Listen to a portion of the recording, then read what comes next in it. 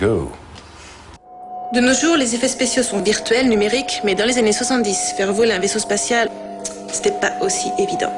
Pourtant, les effets visuels de Cosmos 99 ont largement contribué et contribuent encore aujourd'hui au succès de cette série. Secret de fabrication. Tout de suite. Armé d'un très gros budget pour les années 70, pas moins de 300 000 $ rien que pour le pilote, Brian Johnson, le responsable des effets spéciaux, avait de quoi voir venir. Il faut dire qu'avec 50 effets par épisode, du jamais vu, il fallait au moins ses moyens financiers pour y arriver. Johnson crée les fameux aigles, de somptueuses maquettes de toute taille, que même la NASA regardera de près, louant le réalisme de la série et de ses effets. Reste pas mal de bricolages géniaux, des plans inventés sur le tas. Aujourd'hui, l'ensemble respire joliment le suranné tout en restant d'un très bon niveau pour une série faite sans images de synthèse, rappelons-le. La remarque est également vraie pour le maquillage et les habillages sonores. Space, Brian Johnson and his team ultimately worked with George Lucas and Star Wars, and as you probably know. Now, with computer graphics and all of that, it would be simpler to do what we did. But those special effects and the production values on Space 1999 still hold up. I really think that doing a science fiction show on a weekly basis is very hard. We did episodes that were not so good. We did episodes that were okay, and we did some wonderful ones.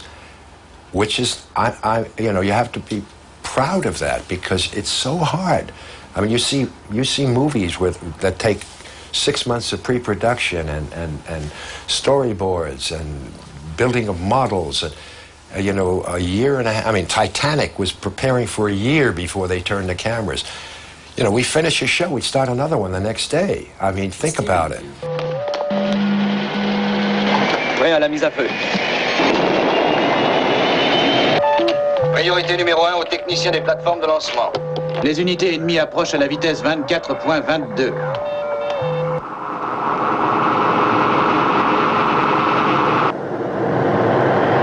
Essayez de les contourner, Alan. Encore 20 secondes. Commandant, je les tiens dans mon viseur. Plus que 15 secondes. C'est une attaque, John. Toujours aucun signal? Aucun. 10 secondes. Je ne peux pas les suivre, commandant. Alpha est sans défense. 5 secondes. Feu!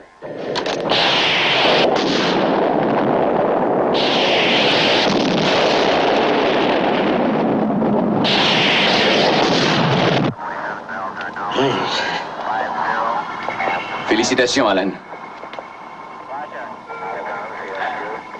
Trop facile. Cosmos explore des univers divers et variés dans lesquels rôde tout un bestiaire d'extraterrestres plus perruqués et maquillés les uns que les autres. Dans la grande tradition de la SF. Cosmos a beau être une œuvre originale, elle s'inscrit dans la lignée de séries telles que Star Trek ou Lost in Space, séries qui placent des êtres humains dans des contextes hostiles. À l'optimisme et à la projection très loin dans le temps des premières s'opposent ici la noirceur et le futur proche de la fin du millénaire. Ceci n'empêche en rien les Alphans de rencontrer des extraterrestres, des mutants, des monstres en plastique, de mourir, de ressusciter ou d'atterrir dans des dimensions parallèles. Pas de doute, on est bien dans un space opéra. La série préfigure des séries comme Earth 2, Deep Space Nine ou Voyager, l'univers Star Trek d'ailleurs que l'on compare souvent avec l'œuvre de Gary Anderson. It's a different concept, a different show, a different feeling. I was asked to do the original Star Trek, to do Spock. I don't know if you know that or not. Gene Roddenberry asked me to do it. I did Mission Impossible instead. And so we were on stages 7 and 8 at Desilu Studios, which then became Paramount, and they were on 9 and 10. Bruce Geller, who created Mission Impossible, and Gene Roddenberry's office was side by side. My dressing room and Leonard Nimoy's dressing room were on the same floor in the same building. I knew what Star Trek was, and I knew what Space 1999 was. There was no reason for any competitive feelings because they were two different shows. Star Trek was much more philosophical and more... Optimistic? Pardon me? Optimistic? Optimistic. Yeah. And ours was much more survival and reality based. L'acteur Martin Landau, Barbara Band, Barry Morse est la véritable colonne vertébrale de la série. Pas un épisode ne se déroule sans mettre en valeur l'un de ces comédiens au CV série bien rempli. John Koenig. Commandant? Si Cosmos a immédiatement suscité de l'intérêt, c'est tout d'abord grâce à son casting. La série proposait un trio d'acteurs très célèbres pour l'époque. Barbara Bain, la mythique Cinnamon Carter de Mission Impossible, joue le Dr Russell. L'actrice, ancienne ballerine et mannequin, 3 fois émie du meilleur rôle, apporte toute sa classe à ce rôle. Elle est également Madame Lando à la ville. John, si un jour nous voulions nous fixer sur une planète et y vivre, et ici nous avons des enfants, il faudra leur enseigner une nouvelle mythologie. Martin Landau est l'incontestable héros de la série. Son personnage du commandant Koenig est omniprésent dans tous les scripts. Landau est surtout un grand d'Hollywood, 2 séries cultes à son CV, une 50aine de films, dont des classiques comme La mort aux trousses, Cléopâtre, Tucker, X-Files le film ou encore Ed Wood, film pour lequel il remportera l'Oscar du meilleur second rôle. Enfin, Barry Morse est un habitué des séries, limier implacable dans Le Fugitif, il apparaît également dans L'Aventurier, Les Incorruptibles, Au-delà du réel ou encore Les Envahisseurs. Nouvelle planète, au-delà des limites du connu. Cosmos est une série des années 70 et ça se voit. Dans l'esthétique, chaise bulle ou combine à pas de def, et dans le discours idéologique. Rôle de la femme, contexte géopolitique. Ses créateurs sont influencés par le climat ou les événements qui jalonnent cette décennie. Retour en arrière. Peu de séries télé ont aussi bien incarné l'esprit des années 70 que Cosmos. Le fait que l'ensemble soit estampillé SF ne change absolument rien. Esthétiquement, tout d'abord, l'empreinte de la décennie des cols pelle à tarte est bien présente. Dans les décors, les couleurs, la représentation de la technologie, tout est fait de rondeurs, d'objets bullesques qui marquent à jamais la série. Et plus ça clignote, et plus ça ronronne, et plus on se croit dans le futur. Anton Zareff est entré dans la salle du générateur à 20h40 heure lunaire. Ne parlons pas des vêtements qui, à eux seuls, font pencher la balance du côté des années 70, à grands coups de pâte def, de lunettes mouches et de coupe de cheveux d'un autre siècle.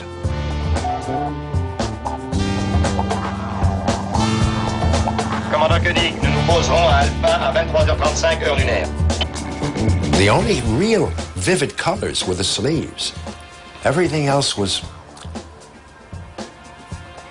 caramel ice cream. Le côté idéologique n'est pas oublié. You take a show like The Black Hole, The Black Sun, where we talk to God and God's a woman. I mean, that's pretty an interesting idea. Where Barry and I become old men as we're going through this experience, and as if we were on an acid trip, on some psychedelic. I mean, all kinds of things start happening to us, and we actually hear God's voice, which is a female voice. That's pretty progressive stuff. Politiquement, enfin, la série est aussi une traduction des événements de l'époque. We, on one episode, are moving through 2 warring planets, and we're right in the middle. And if they have a war, we're going to perish because we're right in the line of fire. And that was going on at that time in the 70s in the Middle East, where we, and Kissinger at that moment in time was, and I became Henry Kissinger on that episode because all I had to do was stop them.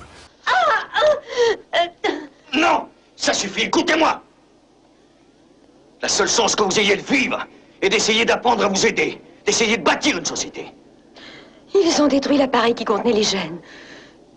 1 million d'années de civilisation anéanties. Dites-moi, où est notre avenir à présent? Où est votre avenir? Eh bien, je vais vous le dire.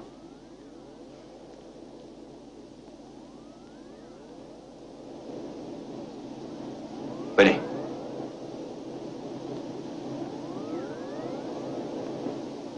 Il est tout simplement entre les mains de ces gens. Apprenez-leur à vivre dans l'espace. Nous vous aiderons du mieux que nous pourrons. Mais la véritable solution, c'est vous qui la trouverez, et vous seul.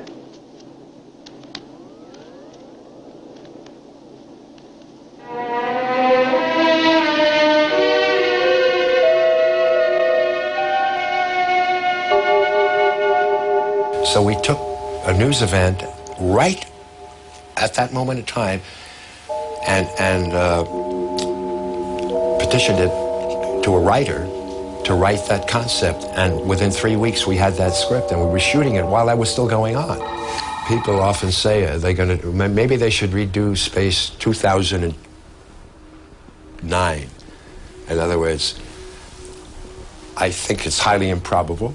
Tout au long des 48 épisodes qu'aura duré Cosmos, la qualité aura été d'une flagrante inconstance. Les aventures de la base Alpha passionnèrent des dizaines de pays dans le monde, Allemagne, France, Italie craquèrent pour la première saison, tandis que les Américains furent inexplicablement attirés par la seconde. Les Britanniques, eux, ne virent aucun intérêt dans cette série aux qualités finalement assez paradoxales. De bons effets spéciaux et sonores, mais une réalisation très faible. Des acteurs de grande qualité, mais des scripts et des dialogues parfois proches de l'indigence. C'est le concept de la série qui était par-dessus tout très fort.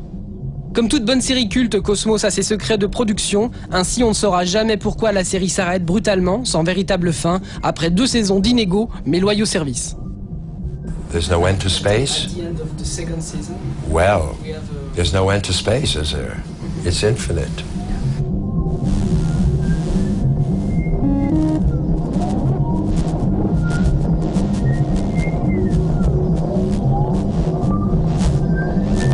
Alors vous êtes prêts pour 500 minutes de Cosmos 99? Pour 500 minutes de bonheur? Bande de petits vénards? 10 épisodes de la première saison pour une nuit complète à bord du vaisseau Alpha. Pareil? C'est maintenant, c'est tout de suite, c'est un départ immédiat. Décollage! Mise à feu.